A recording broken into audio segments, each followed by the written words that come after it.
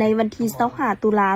2025ทานอาจสะพังทองศรีพันดอนเจ้าของนครหลวงเวียงจันทร์ประธานคณะกรรมการจัดงานมหกรรมกีฬาแห่งชาติครั้งที่12พร้อมคณะได้ลงติดตามสุดยู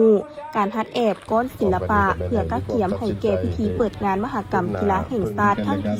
12หรือนครหลวงเวียงจันทร์เกม2025ซึ่งจะจัดขึ้นอย่างเป็นทางการในวันที่15พฤศจิกายนที่จะมาถึงนี้การลงติดตามครั้งนี้มีทั้งหมด3จุดคือจุดที่1อยู่ที่โรงเรียนมส.เพียวัดจุดที่2อยู่ที่โรงเรียนมส.พุนทันและจุดที่3อยู่ที่วิทยาลัยศิลปะแห่งชาติมาฮอดปัจจุบันการฮัดแอบก้อนศิลปะทั้ง3จุดเน้นกำลังเล่งฝึกซ้อมอย่างเป็นขบวนฝึกฟื้นทั้งนี้ก็เพื่อรับประกันเหตุให้การแสดงในมื้อเปิดงานมีผลสำเร็จตามระดับคาดหมายที่วางไว้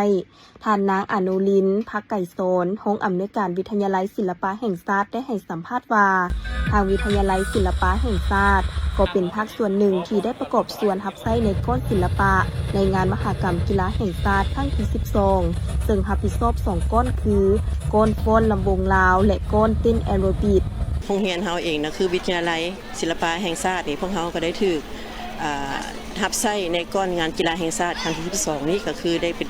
ก้อนหนึ่งที่เป็นทางรับผิดชอบ2ก้อนก็คือ1เป็นก้อนฟ้อนฟ้อนลำวงลาวและ2มากันมันก็คือฟ้อนเต้นแอโรบิกนี้เนาะดังนั้นโรงเรียนเฮาถือประกอบส่วนอยู่ใน250น้องดังนั้นแล้วก็ครูอาจารย์จำนวนหนึ่งที่ถือเป็นครูฝึกและครูประดิษฐ์แล้วก็ทั้งพวกเขานี่ได้เตรียมฝึกซ้อมตั้งแต่วันที่13เนาะ13ของเดือน10ถึงมาต้นมาพวกเขาได้ซ้อมระยะหนึ่งพวกเขาหันก็ซ้อมหันได้นะตอนเช้านี่พวกเขาเฮียนตอนบ่ายนี่พวกเขาหันมีการฝึกซ้อมแต่บัดนี้ครั้งอนุกรรมการเพิ่นก็ว่าอย่างนี้เวลามันจ่อแล้วพวกเขาก็ได้ตัดสินใจซ้อมเบิดมื้อเลยฮอดมื้อวันเสาร์เนาะและการฝึกซ้อมของพวกเขานี่จะมี3ภาคส่วนเนาะก็คือวิทยาลัยเฮาเองเนาะ250คนในนั้นก็มีมส.ชัยเศรษฐา100น้องแล้วก็มีกองกายศิลป์แห่งชาติประกอบส่วนของกายศิลป์แห่งชาติหันแบ่ง50คนแต่ว่าก้อนเฮานี่มี400น้องที่ประกอบส่วนในการในก้อนกำลังเต้นแอโรบิกนี้การฝึกซ้อมเฮานี่แม่นทั้งโดยรวมเนาะภาพรวมที่ว่ายังบ่ได้ใช้อุปกรณ์มันมาได้ 70%เนาะ 70% แล้ว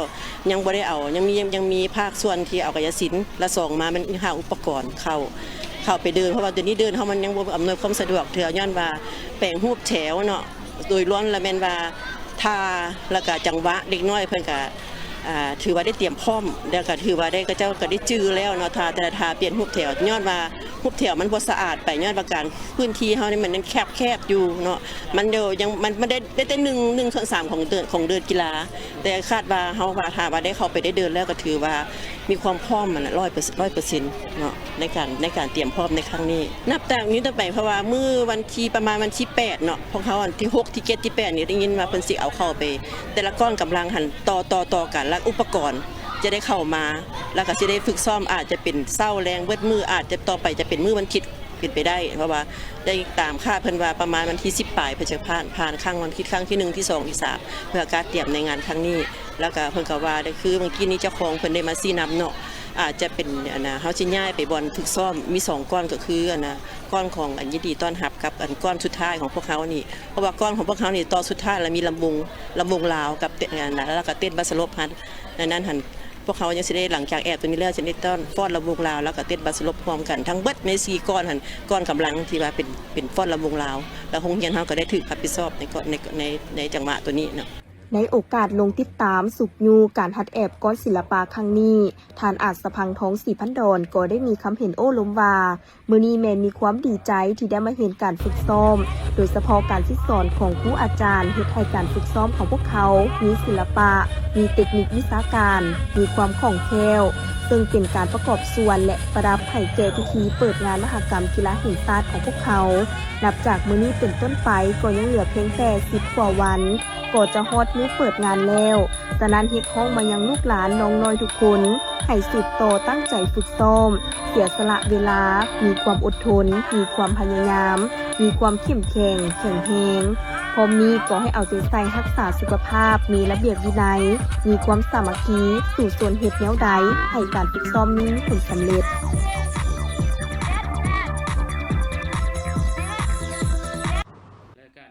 ท่านสมใจส่งจงเต็งรองประธานแนวลาวสั่งซาดนครเมืองจันทร์ได้แถลงข่าวเกี่ยวกับการจัดบุญนมัสการผาธาตุหลวงประจำปี 2025 ว่า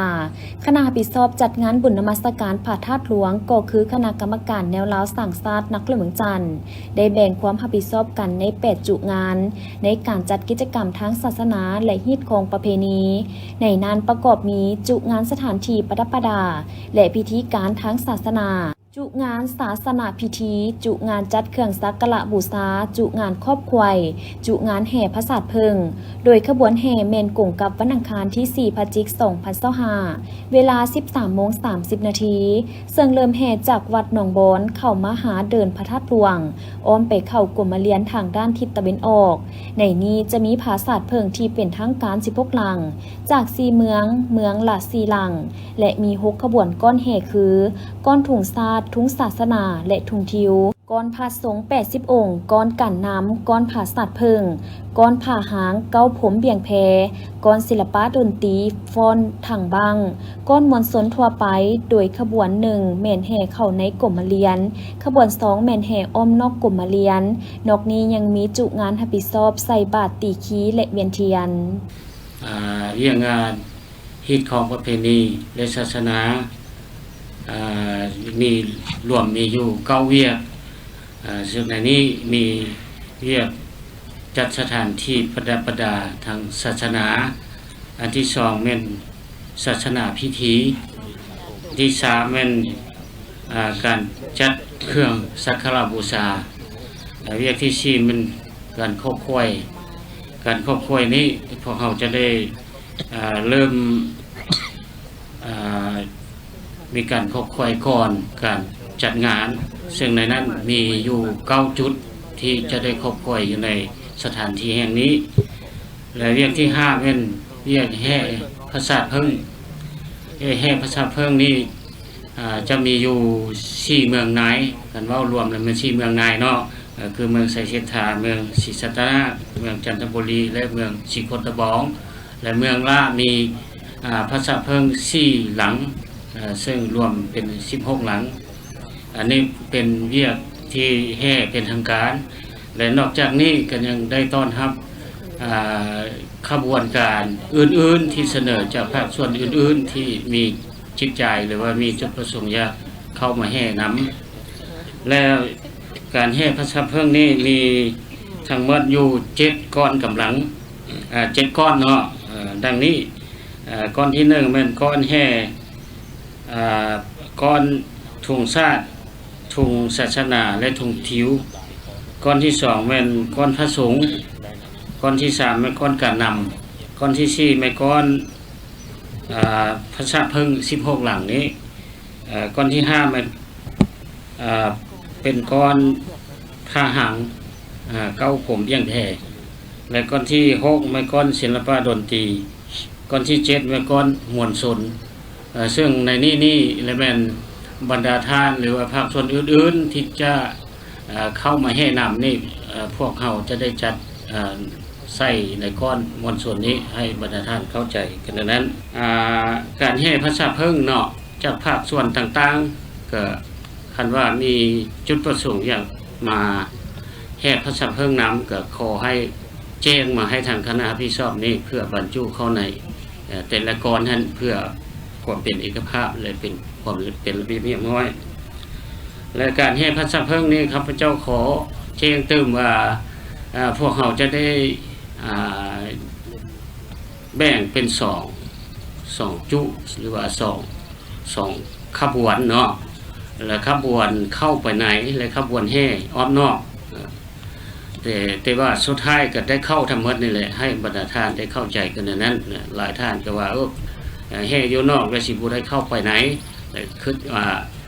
สุดท้ายก็มีห่างเสียงว่าบ่ได้เข้าไปไหนให้เข้าใจว่าต้องได้เข้าหมดเนาะแต่ว่าเนื่องจากว่าสถานที่พวกเขาก็อัดเดซันจึงได้จัดขึ้นในนั้นให้เข้าใจกันในนั้นเนาะและอันสุดท้ายนี้ก็ขอให้พ่อแม่พระส่วนบรรดาเฮาและพระสงฆ์สามเณรทุกองค์จงรักษาฮีตของประเพณีอันดีงามของบรรดาเผ่าก็คือของเผ่าเฮานี่แหละให้มันจบงามเนาะถ้าว่า บุญอันนี้ก็เป็นฮีตของพวกเขาถ้าพวกเขาเฮ็ดให้เสียฮีตเสียของก็เป็นอันที่บ่ดีบ่งามนั่นแหละเนาะก็ขอให้รักษาฮีตของประเพณีอันนี้งามที่พวกเขามีมาแต่ดึกดำบรรพ์เนาะ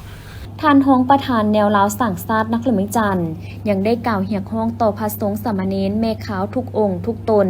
ที่มาห่วมตักบาตรให้มาลงทะเบียนนำแนวลาวสั่งซาดนักเมืองจันทร์นอกนี้บรรดาภาคส่วนต่างๆที่อยากจะมาห่วมแห่พระศาสตร์เพิงให้แจ้งมาหาคณะรับผิดชอบเพื่อจะได้จัดขบวนก้อนกำลังให้มีความเป็นระเบียบเรียบร้อยและขอให้ปฏิบัติถูกต้องตามฮีตของประเพณีของลาวเฮาศาสนิกชนยะทานพรไซโสติธรรมโมเจ้าอธิการวัดสันติธรรมารามบ้านดอนติวได้กล่าวว่าการจัดบุญกฐินสามัคคีครั้งนี้เป็นการร่วมใจของญาติโยมทั้งในและนอกบ้านที่มาร่วมสร้างกุศลด้วยกำลังทั้งกายและทางทุนเพื่อสมทบทุนก่อสร้างทางคอนกรีตอ้อมวัดให้จบงามและปลอดภัยต่อผู้มาทำบุญในอนาคตสำหรับมื้อนี้ก็เป็นมื้อตักบาตรถวายกองกฐินสามัคคีในบรรยากาศที่เต็มไปด้วยมวลชนชาวพุทธและเจ้าศรัทธาในพุทธธรรมผลจากการระดมทุนในครั้งนี้ได้ทั้งหมด50 กว่าล้านกีบซึ่งจะนำไปใช้ในการก่อสร้างทางคอนกรีตอ้อมบาทมื้อนี้เนาะก็ถือว่าบุญ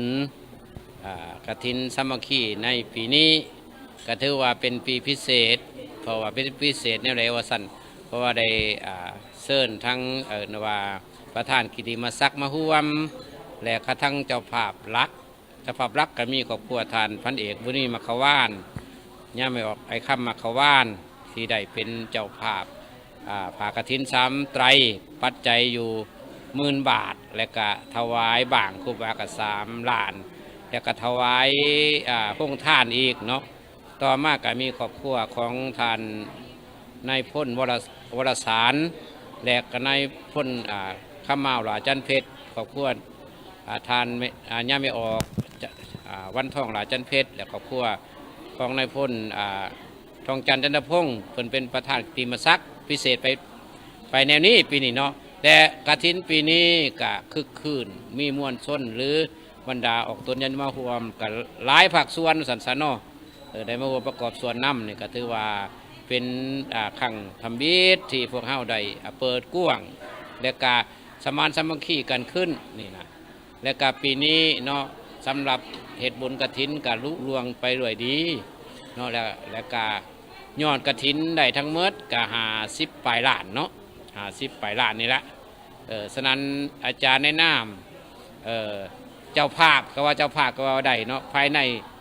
วัดหรือเป็นตัวแทนของครูบาอาจารย์ก็ขอขอบใจนำสายท่านศรัทธาโดยเฉพาะแล้วเจ้าภาพรักก็ดีเนาะและก็สายท่านศรัทธาที่มาร่วมให้ทุกคนทุกท่านจงมีแต่ความสุขความเจริญสุขทั้งกายทั้งใจปรารถนาสิ่งใดก็ขอให้ได้ดังความหมายปรารถนาบุญคำทำนูนบุญรักษาเทวดาคุ้มครองพระรัตนตรัยปกป้องให้พวกท่านจงมีสุขภาพพลาสมบูรณ์และโอกาสหน้าครั้งต่อไปก็ขอให้มาร่วมบุญร่วมกุศลนำกันอีกต่อไปขอเจริญพรเนาะในงานบุญกฐินสามัคคีครั้งนี้ญาทานยังได้อวยพรให้ญาติโยมทุกท่านผู้มีจิตใจใส่ศรัทธาจงได้รับผลบุญกุศลให้มีความสุขความเจริญหุ่งเฮืองและพบพอแต่ความดีงามตลอดไปถ้าญาติโยมท่านใดมีจิตใจศรัทธาและปรารถนาจะร่วมสร้างทางคอนกรีตอ้อมบาทเพื่อเป็นกุศลร่วมกันก็ยังสามารถเข้าร่วมทำบุญและสืบต่อสร้างได้ทุกเวลาที่วัดสันติธรรมารามบ้านดอนติวเมืองไซธานีนครเมืองจันทร์และในโอกาสนี้แนวลาวสั่งซาดเมืองยังได้ให้สัมภาษณ์ตื่มว่าข้าพเจ้าเองก็ชื่อนี่มันท่านสุกันวิไลสารเนาะกรรมการในลาวสั่งซาดเมืองรับผิดชอบอยู่กลุ่มบ้านไซและมื้อนี้ก็ได้มีโอกาสเนาะดีใจหลายที่ได้มาร่วมบุญกฐินสามัคคีของบ้านดอนติ้วเนาะที่ขึ้นกับกลุ่มบ้านไซก็คือเมืองไซธานีเห็นว่ามีบรรยากาศฟดฟื้นเป็นต้นแมนมีคณะการนำมีคณะการนำหลายท่านที่ว่าเห็นความสำคัญในพุทธศาสนาที่ว่าตั้งบุญกฐินนี้ขึ้นมาโดยสมทบกับครูบาอาจารย์เพื่อจะหารายได้สร้างทางเบตงเนาะอ้อมวัดนี้เนาะ ในนามข้าพเจ้าเองผู้ชี้นำเวียกงานในเราสังสาสเมืองประจำอยู่กลุ่มบ้านไซที่ได้มาร่วมในอีกครั้งหนึ่งก็ขอแสดงความรู้บุญคุณมายังการนำของพรรคของรัฐที่เพิ่นได้เข้าบำนาญไปแล้วแต่เพื่อก็ยังเป็นห่วงเป็นใยนำประเทศชาติบ้านเมืองก็คือบ้านก็ได้ประกอบส่วนเป็นเจ้าศรัทธารักษ์อันนี้ก็เป็นอันหนึ่งที่แสดงถึงความสามัคคีอันแน่นแฟ้นอยู่ภายในบ้านโดยเฉพาะมีอำนาจการปกครองมีเฒ่าแก่ในห้อมพ่อแม่ประชาชนในต้องห้อมกันเฮ็ดบุญครั้งนี้เกิดขึ้นเนาะแล้วก็คือได้เว้าแล้วเนาะเพื่อหารายได้สร้างเส้นทางเบตงอ้อมวัดนี้เนาะ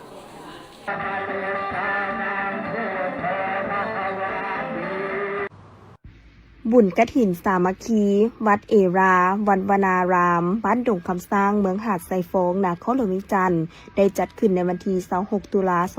2025โดยการนำพาของพระอาจารย์บุญส่งวงคำจันทร์เจ้าอธิการวัดเอราวันวนาราม บ้านดงคำสร้างพร้อมด้วยอำนาจการปกครองบ้านเจ้าภาพเจ้าศรัทธารวมไปถึงประชาชนภายในบ้านและชาวพุทธเขตใกล้เคียงเข้าร่วมพระอาจารย์บุญส่งวงคำจันทร์เจ้าอธิการวัดเอราวันวนารามบ้านดงคำสร้างได้กล่าวว่างานบุญดังกล่าวได้มีการเต้าโฮมพระสงฆ์สามเณรและญาติโยมชาวพุทธศาสนิกชนร่วมพิธีตักบาตรตั้งแต่เช้าและหยาดน้ำหับพรก่อนจะก้าวเข้าสู่พิธีแห่ต้นกฐินสามัคคีอ้อมศาลาวัดแล้วทอดถวายแก่วัดเพื่อสมทบทุนวัตถุปัจจัยนำไปสร้างรูปปั้นตัวสร้างและบูรณะรักษาวัดวาอารามสืบสานประเพณีบุญกฐินอันดีงามและเป็นสถานที่อันสมบูรณ์สำหรับการประกอบพิธีทางพุทธศาสนาในอนาคตขอน้อมนมัสการพระเถรานุเถระขอความสุขความเจริญพรออกตนญาติโยมชาวพุทธบริษัททั้งหลายข้าน้อยอาตมาพระอาจารย์บุญทรงวงคำจันทร์ในนามเจ้าที่การวัดเอราวัณวนารามบ้านหนองคำสร้างเมืองหาดทรายฟองนครหลวงเวียงจันทร์ขอนมัสการและเจริญพรกล่าวจุดประสงค์ในการสร้างมหากองการกุศลคือบุญมหากฐินสามัคคีในระหว่างวันที่25-26ตุลา2025นี้อยู่ที่วัดเอราวัณวนารามก็ได้มีเจ้าภาพเจ้าศรัทธารักษ์ก็คือทางครอบครัวจันเพ็งเป็นต้นก็แม่นพอออกลำไม่ออกแขกไม่ออกท้องเขียนไม่ออกท้องเหรียญแล้วก็พวกบุญมีพวกคำศรีไม่ออกยี่พวกคำมณีเว้ารวมกับแม่นครอบครัวจันเพ็งที่ได้มีจิตใจใส่ศรัทธาภาษาทาอันแห่งกล้าได้สละทรัพย์ได้มาสร้างกองการกุศลบุญมหาสามัคคีก็คือบุญพระมหากฐินสามัคคีในครั้งนี้เพื่อเป็นการเต้าโฮมความสมานสามัคคีระหว่างพระภิกษุสงฆ์สามเณรและออกตนญาติโยมชาวพุทธบริษัททั้งหลายได้เต้าโฮมความสมานสามัคคีเป็นปึกแผ่นและจุดประสงค์เพื่อจะได้นำวัตถุปัจจัยมาก่อสร้างใหญ่เอราวัณอยู่ที่วัดเอราวัณวนารามบ้านหนองคำสร้างแห่งนี้ให้สำเร็จลุล่วงไปด้วยดีและการปีนี้เป็นปีที่พิเศษที่ญาติโยมเต้าโฮมขับขานหนาแน่นมวลซืนฟดฟื้นในการสมานสามัคคีและรักษาฮีตของประเพณีซึ่งนอนอยู่ในฮีต12ของ14ฮีตยีของเกียงประเพณีอันดีงามของชาติลาวเฮาแต่นี้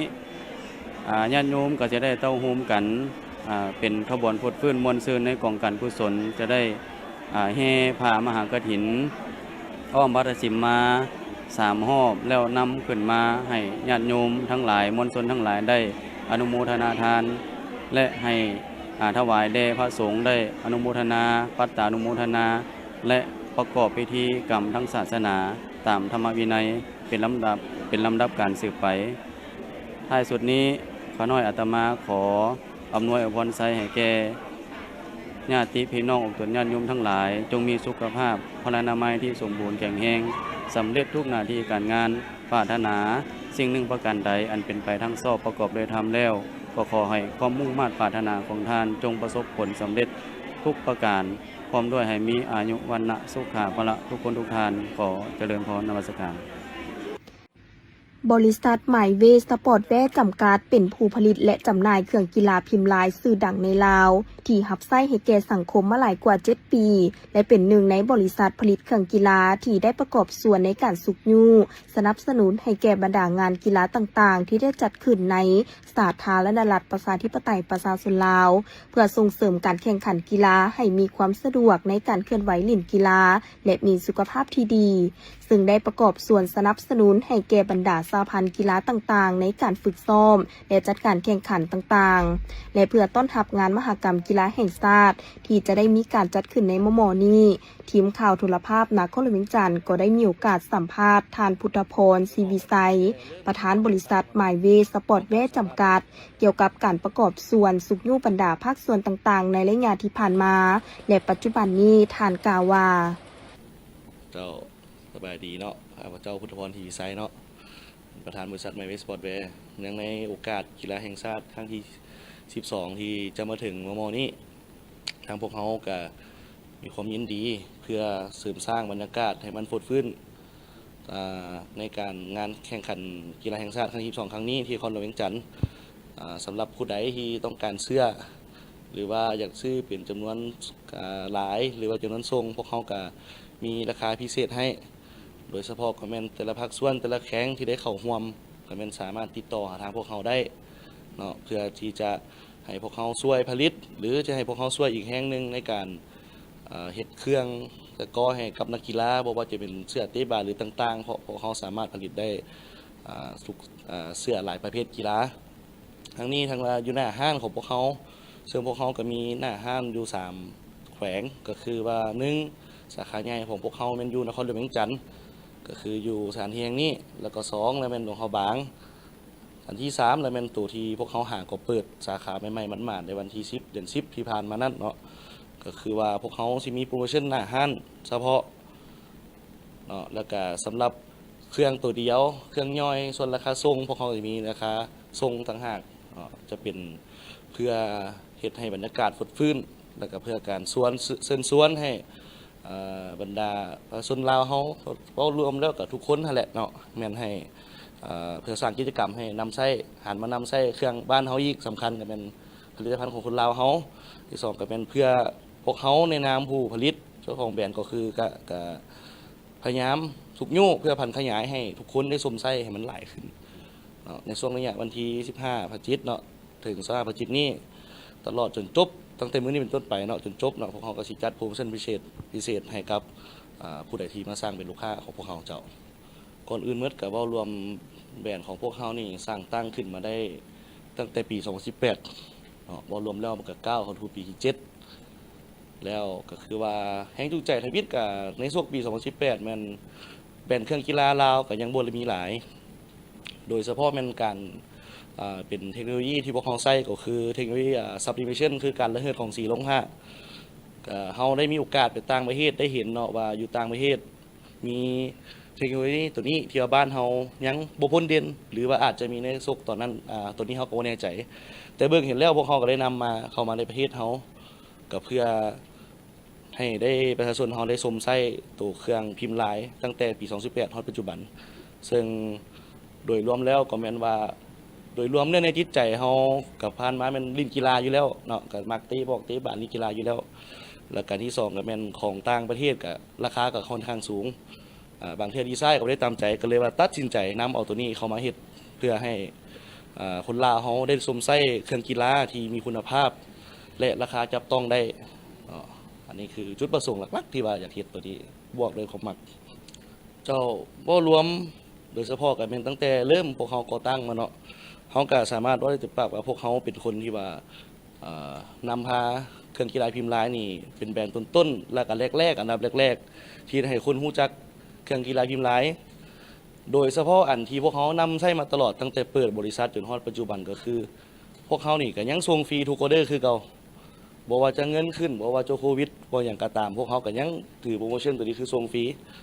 อันที่2แล้วแม่นว่าเว้าเรื่อง10แถม1ที่พวกเขาเฮ็ดให้ลูกค้าทั้งราคาถูกบ่แล้วเนาะของพวกเขาเนาะก็สมราคาเนาะบ่ถึงกับว่าถูกแต่ว่าก็สามารถคุณภาพพวกเขาก็เชื่อว่าเทียบได้ของแบรนด์ต่างถิ่น แบ่งต่างประเทศที่เข้ามาหรือว่าภาคส่วนอื่นเนาะก็คือว่าพวกเขาก็ยังยึดถือตัวนี้นำลูกค้าอยู่คือเก่าหัวใจหลักๆของพวกเขาก็แม่นเว้าเรื่องคุณภาพมีปัญหาแม่นพวกเขาแก้ลูกค้าเสมอมาเจ้าสัญญาหลักๆก็เป็นตอนนี้เนี่ยมันมี WAG นะคะของพวกเขานี่เนาะแล้วก็มีทีมในแม่ e-sport เนาะภาคส่วน e-sport แล้วก็มีกีฬาลอยน้ำแล้วก็มีกีฬาเพาะกายแล้วมีกีฬาเพาะกายที่ว่าเป็นสัญญาหลักๆถึงตอนนี้ก็มีหลายภาคส่วนกีฬาที่ว่าเพิ่นได้ก็ขอเข้ามาพัวพันกันแล้วก็อยู่ได้บ้างกันเฮ็ดสัญญาก็มีหลายภาคส่วนอยู่เจ้าสำหรับภาคส่วนใดที่สนใจเนาะแม่นสามารถติดต่อเข้าทางช่องทาง Facebook ของพวกเขาได้เลยเนาะจะมีทีมงานเฉพาะที่ว่าเว้าเรื่องสปอนเซอร์เนาะซึ่งผ่านมาพวกเขาก็เว้าเรื่องการสปอนเซอร์เรื่องสนุนนี่ก็มีบางอย่างบางอันเนาะบางข้อที่ว่าเป็นสัญญา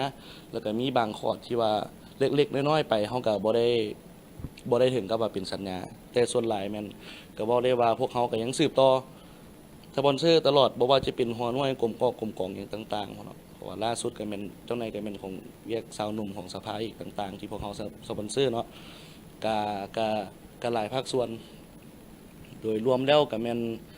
ข้าพเจ้าเองก็ส่วนหลายก็คันว่าอยู่เมืองเนาะก็แม่นซัพพอร์ตทางเมืองนํเพราะว่าเขาก็อยู่ในคณะสาวหนุ่มเมืองคือกันตัวนี้นะก็เลยว่าก็ถือว่ายังสืบต่อ สำหรับท่านใดที่กำลังสนใจอยากได้เครื่องกีฬาก็สามารถไปได้บริษัทไมเวสปอร์ตแวร์ตั้งอยู่บ้านสีไข่เมืองสีโคตะโปงนครหลวงเวียงจันทร์ห้านอยู่ติดกับไฟแดงหน้าสนามบินและปัจจุบันทางห้านยังมีโปรโมชั่นซื้อ10แถม1ส่งฟรีทุกออเดอร์อีกด้วย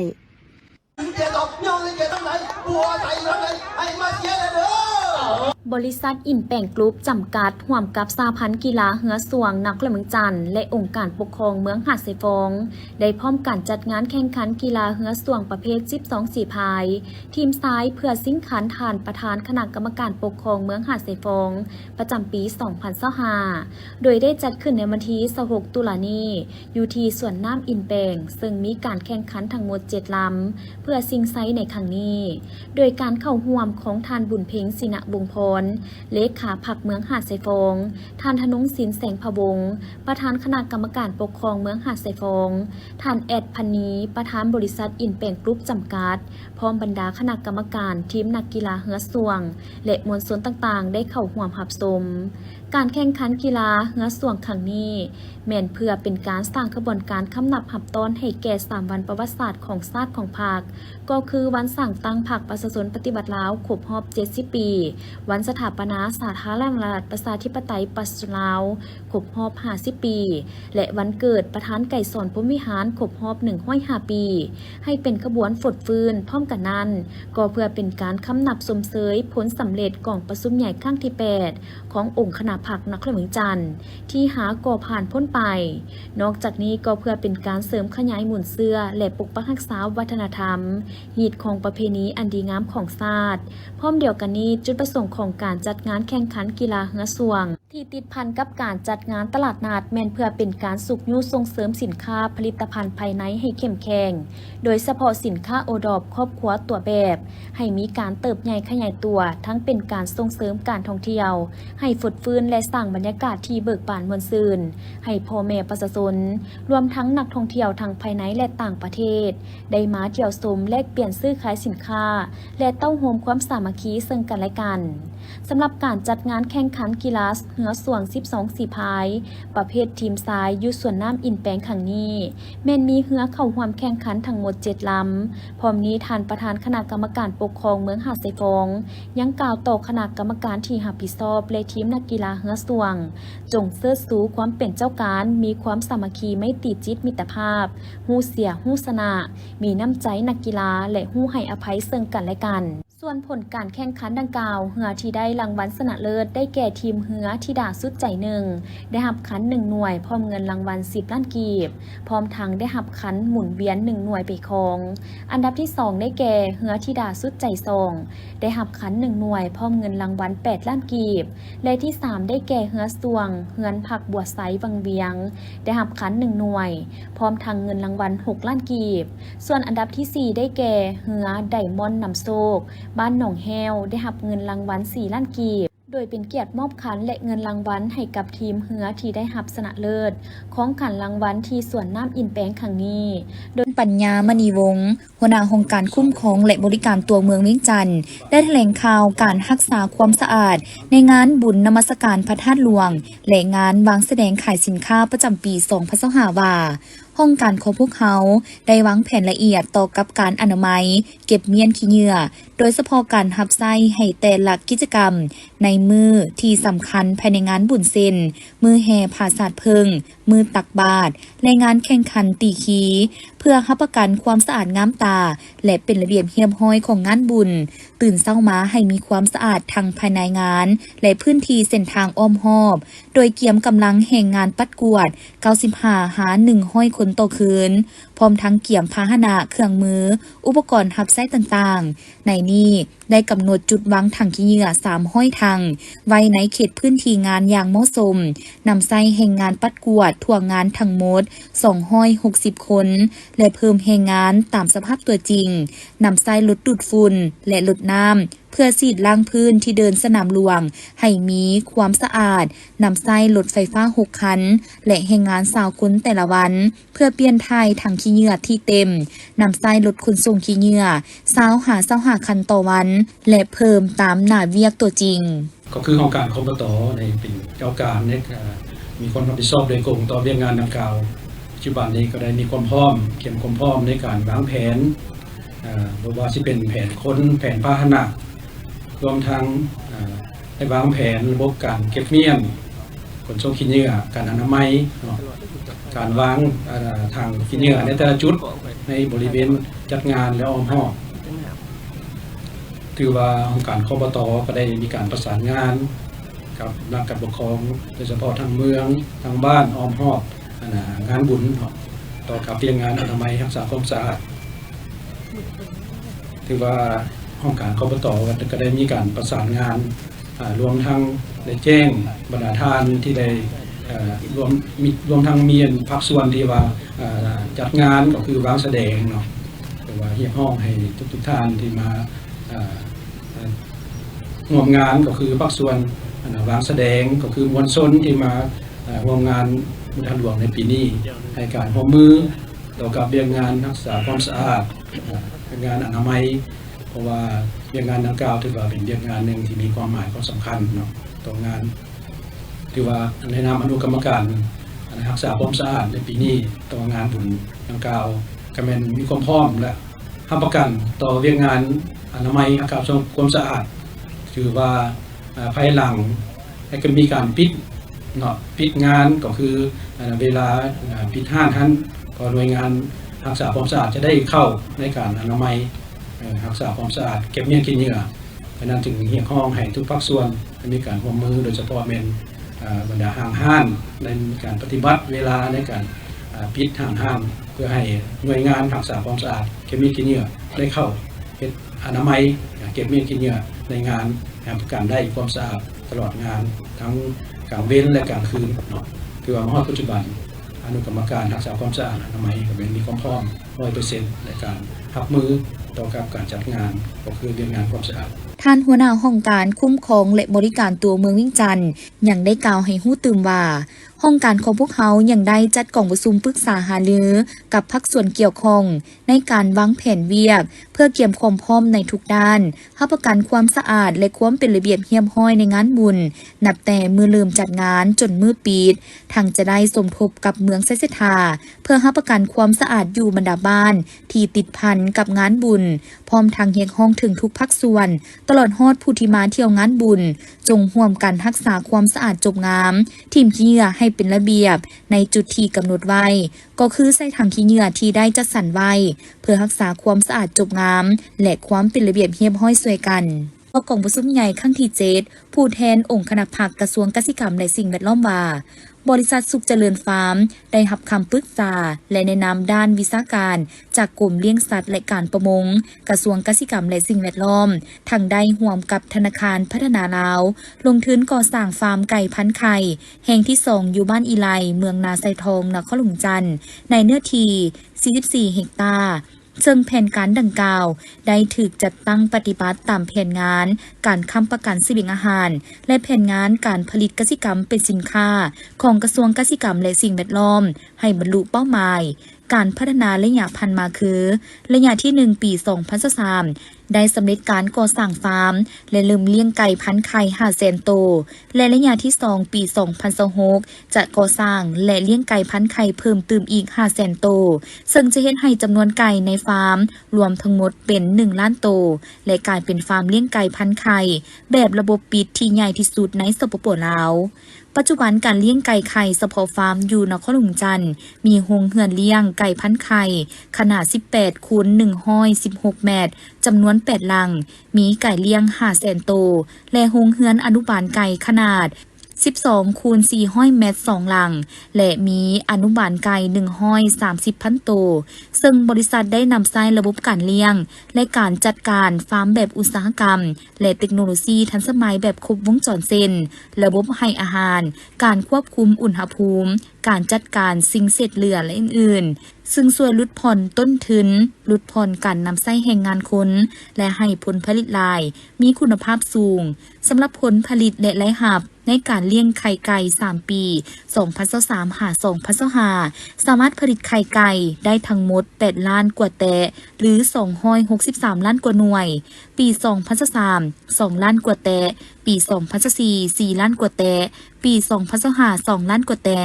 ไข่ไก่ที่ผลิตได้ส่วนใหญ่แม่นไข่เบอร์3และเบอร์2ซึ่งกว่าหลายกว่า60ส่วนห้อยของผลผลิตทั้งหมดสำหรับตลาดจำหน่ายแม่นสนองให้บรรดาแขวงภาคกลางและภาคใต้สามารถสร้างรายรับจากการขายไข่ไก่นับแต่ปี2023ฮอดเดือนสิงหา2025ได้ทั้งหมด621ตื้อกว่ากีบซึ่งสามารถสำรับต้นทุนเงินกู้ให้แก่ธนาคารได้แล้วจำนวน58ตื้อกีบเพื่อสืบต่อพัฒนาบริษัทได้วางแผนสืบต่อก่อสร้างโรงเรือนระยะที่2ให้ครบ1 ล้านตัวคนครัวหัวมือพัฒนาสูตรหัวอาหารสัตว์กับโรงงานภายในประเทศและขยายการผลิตพอพันธุ์แม่พันธุ์ไก่พันธุ์ไข่ให้สามารถกุ้มตนเองขยายตลาดจำหน่ายให้ทั่วประเทศพร้อมทั้งสั่งโรงงานปรุงแต่งผลิตภัณฑ์ไข่ไก่สำเร็จรูปเพื่อเพิ่มมูลค่าและบรรลุเป้าหมาย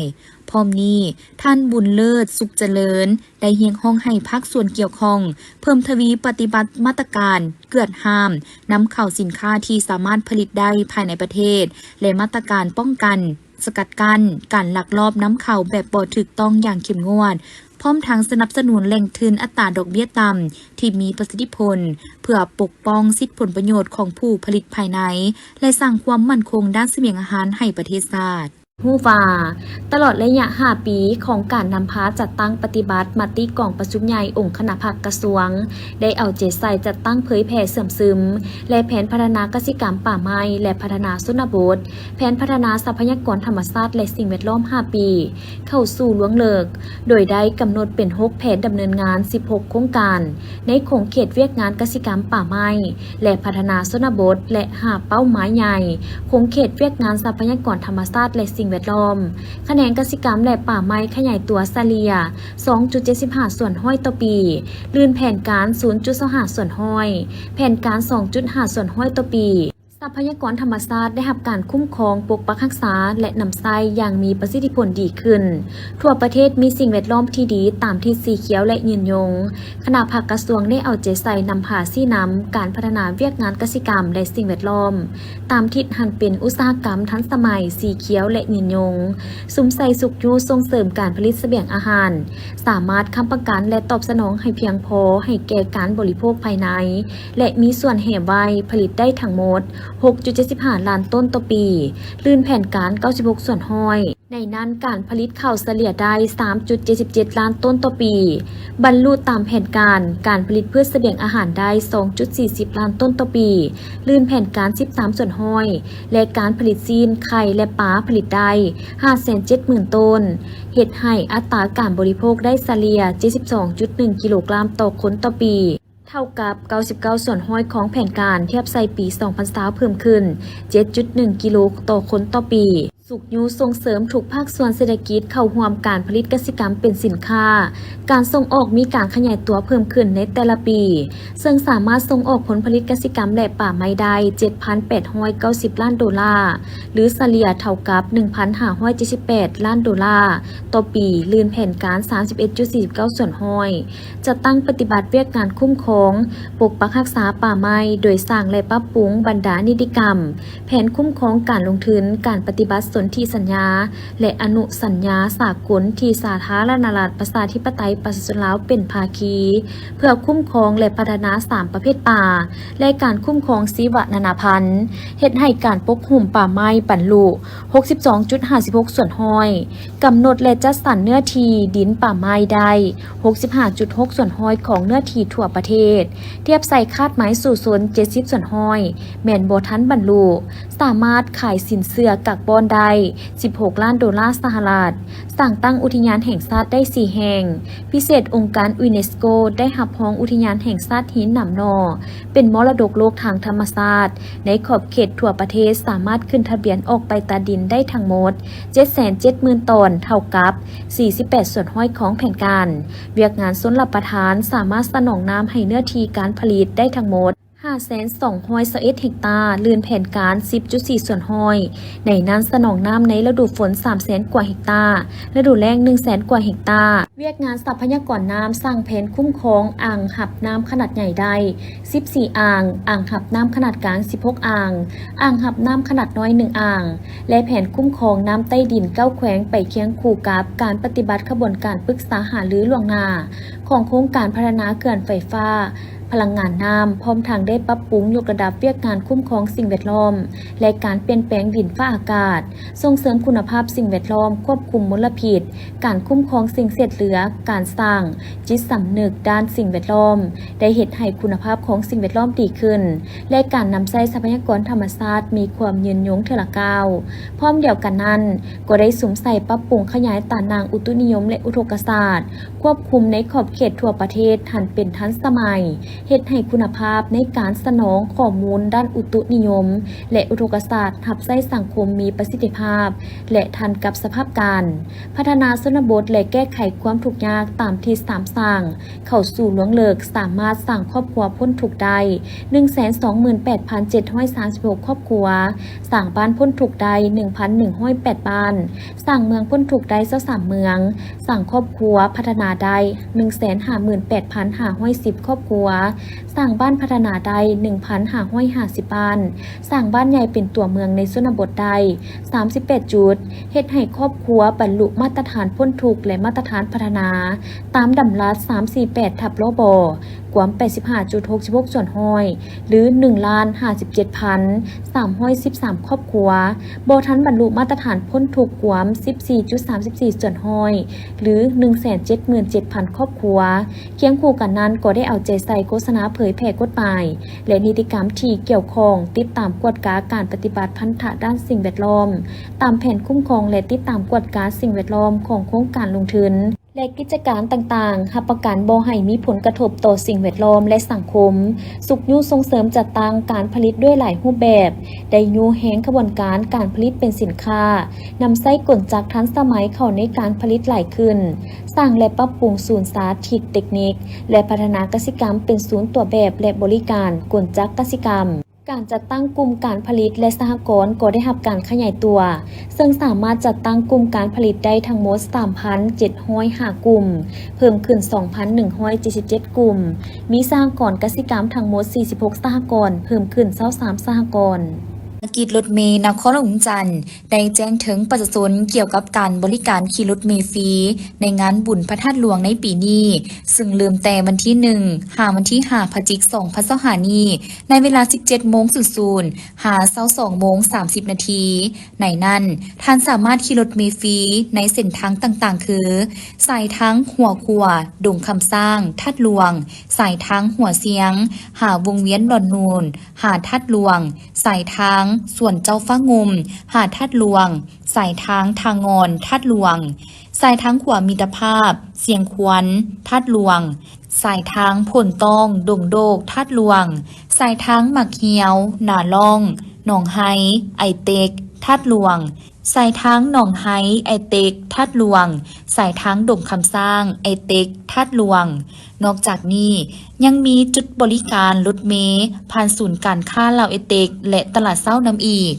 ซึ่งการให้บริการรถเมล์ฟรีในบุญพระธาตุหลวงปีนี้ก็เพื่ออำนวยความสะดวกแก่มวลชนที่จะมาเที่ยวบุญให้เดินทางอย่างสะดวกและเป็นการลดผ่อนความแออัดตามท้องถนนแก้ไขปัญหารถติดตามเส้นทางต่างๆอีกด้วย